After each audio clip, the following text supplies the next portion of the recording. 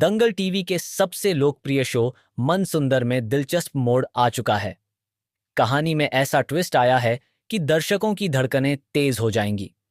पूनम का बलिदान। पूनम जूही को बचाने के लिए नाहर की मां के सामने नाहर का सौदा कर चुकी है, लेकिन यह सफर उसके लिए इतना आसान नहीं होगा। रूही की चालाकी के कारण नाहर की मां नाहर तक सीधे नहीं पहुंच पाती। पूनम बड़ी चतुराई से समर के मोबाइल का इस्तेमाल कर नाहर को अपने पास बुला लेती है और उसका काला धागा उतार देती है। यह धागा नाहर की मां को रोक रहा था। अब नाहर की मां नाहर को अपने साथ ले जाने के लिए तैयार है ताकि वह रूही को खत्म कर सके। नाहर जब अपनी मां के इस रूप को देखता है तो उसे यकीन ही नहीं होता कि यह उसकी मां है।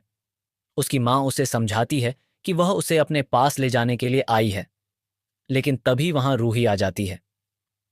रूही को पहले ही संदेह हो चुका था कि कुछ गलत हो रहा है। अब सवाल यह है कि क्या रूही नाहर को बचा पाएगी। रूही परिवार के सभी सदस्यों को काला धागा बांध देती है ताकि नाहर की मां किसी को नुकसान न पहुंचा सके, लेकिन सोनी का धागा गलती से खुल जाता है। नाहर की मां इस मौके का फायदा उठाकर सोनी पर हमला कर देती है। सोनी अपनी जान बचाने की हर संभव कोशिश करती है, लेकिन नाहर की मां उसे इतनी आसानी से नहीं छोड़ेगी। सोनी की चीख सुनकर रूही वहां पहुंचती है। अब यह देखना दिलचस्प होगा कि रूही किस तरह सोनी को बचाती है। इसी बीच जूही की दादी नाहर की मां की आत्मा से बात करती है। आत्मा दादी से कहती है कि अगर वह जूही की जान बचाना चाहती है तो उसे नाहर को सौंपना होगा। जूही की दादी यह सौदा मान लेती है और धोखे से नाहर को बुला लेती है।